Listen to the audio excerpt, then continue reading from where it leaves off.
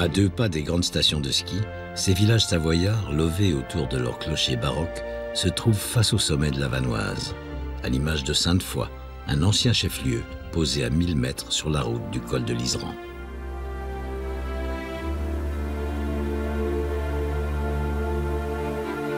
De nombreux torrents venus des glaciers alimentent l'Isère. Le débit très variable de la rivière est fortement influencé par les précipitations. Les plus hautes eaux ont lieu au printemps et en début d'été à la fonte des neiges.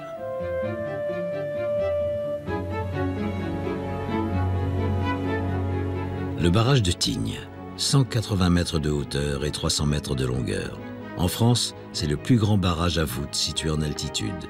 Il fut mis en eau en 1952. L'ancien village de Tignes a été englouti. À l'époque, les habitants ont tenté de le sauver, mais les besoins nationaux en électricité ont pris le pas sur la survie du bourg.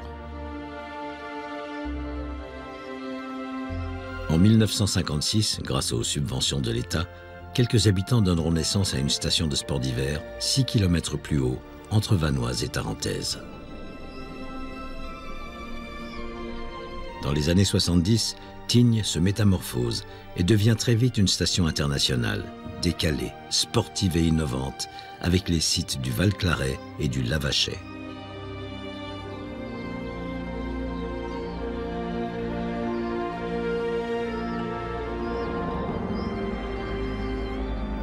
À 2100 mètres, Tignes-le-Lac, le cœur de la station.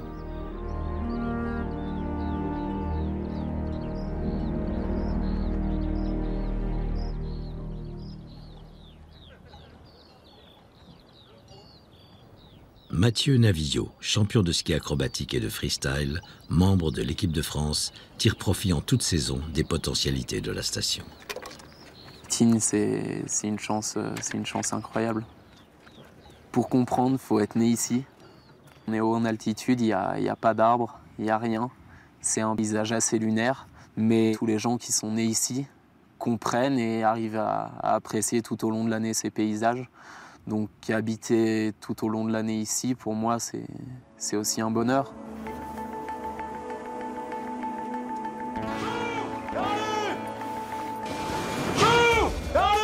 Le site de Lac-Rolande offre à tous des sensations fortes et les champions de ski freestyle s'y donnent rendez-vous chaque été en attendant la saison d'hiver.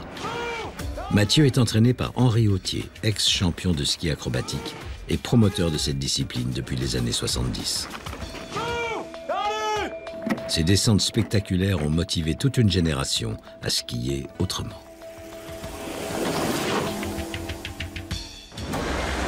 Alors le water jump, ça me sert à travailler mes sauts pour l'hiver en toute sécurité. Parce qu'on peut tenter de nouveaux sauts sans prendre de risques.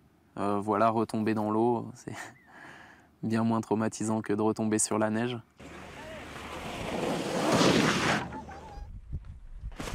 J'ai fait vice-champion de France.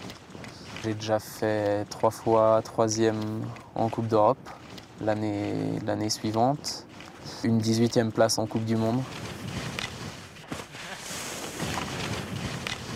Alors pour être un excellent skieur de boss, les paramètres physiques, c'est une musculature robuste pour pouvoir encaisser. Parce que pour enchaîner une saison, ça dure, il y a un peu plus de 3 mois de compétition. Pour pouvoir enchaîner les voyages, les décalages horaires, tout ça, il faut pouvoir récupérer vite et bien. Et pour ça, il faut avoir une bonne endurance. Mathieu fait partie de cette génération née avec la station. Il y a trouvé de quoi nourrir sa passion.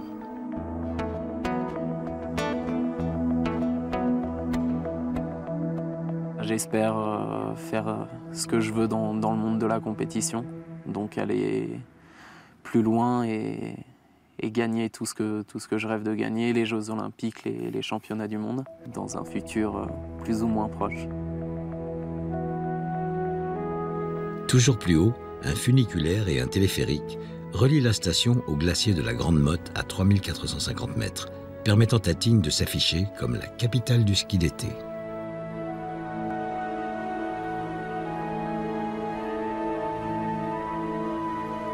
Depuis le point culminant d'un des plus vastes domaines skiables au monde, Descendons au pied du col de l'Iseran jusqu'à Val d'Isère.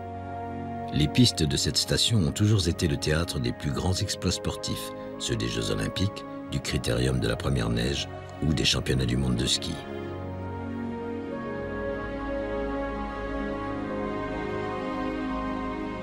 Val d'Isère est également un site protégé et développé dans l'authenticité de l'esprit du village de montagne. Ses habitants ont transformé ce bourg paysan en l'une des plus grandes stations de ski françaises.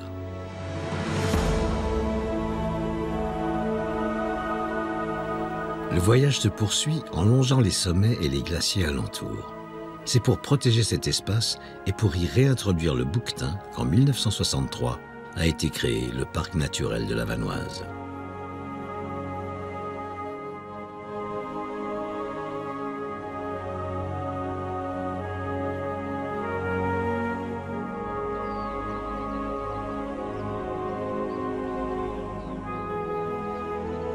Derrière la crête, en toile de fond, le point culminant du massif de la Vanoise, la Grande Casse, 3850 mètres d'altitude. Sa première ascension a été réalisée en 1860.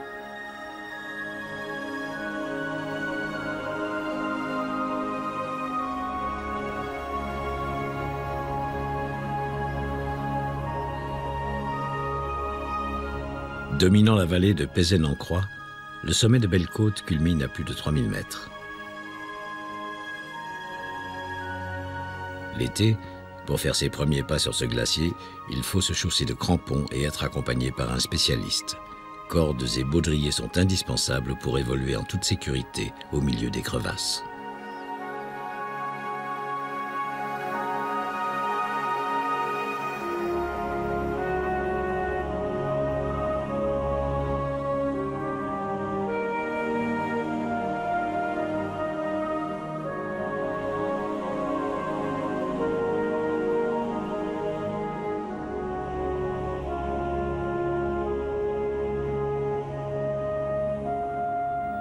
Chaque année, à la fin du printemps, des guides aménagent pour le public un musée entièrement creusé dans la glace. Camille Dubois est sculptrice sur glace.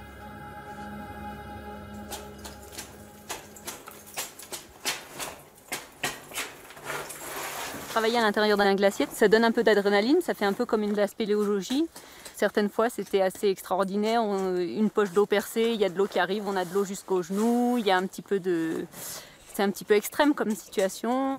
La glace qui se met à craquer, ça résonne au-dessus de notre tête, on a l'impression que tout va s'effondrer sur nous, ça peut arriver.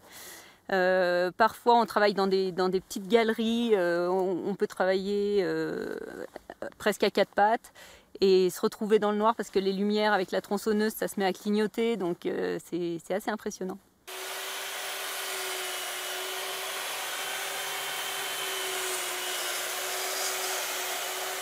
Alors quand je sculpte, je suis complètement dans mon monde. Donc tout ce qui est tronçonneuse, je suis un peu dans l'excitation parce que c'est quelque chose qui se travaille assez rapidement, on décaisse rapidement, ça enlève beaucoup de matière. Et après au ciseau, c'est plus dans la douceur, on se sent bien, c'est très calme, il y a très peu de bruit dans la grotte, donc c'est très agréable. On cherche les formes, c'est très paisible.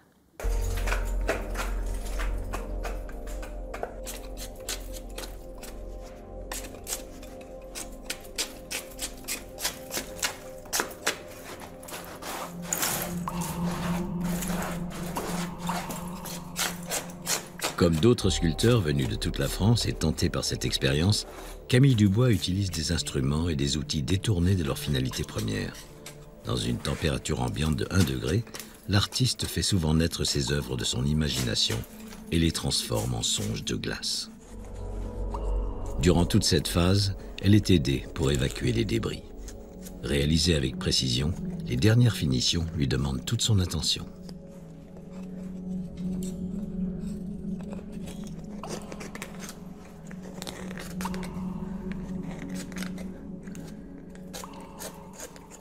Ma plus belle sculpture, je l'imagine monumentale, donc au moins 3 mètres de haut, quelque chose d'assez imposant, de très sculptural. Parce que comme je fais beaucoup de dessins, il faut aller vers le sculptural, c'est aussi une autre dynamique. Camille façonne ses sculptures dans cet environnement éphémère et très particulier. Elle doit au guide, qui, armés de pioches, ont taillé cette grotte. 2 à 4 mois de travail à raison de 5 mètres de progression par jour, et les galeries pénètrent jusqu'à 30 mètres sous la surface du glacier. Camille entre alors en scène pour créer un voyage magique sous la glace et dans le temps.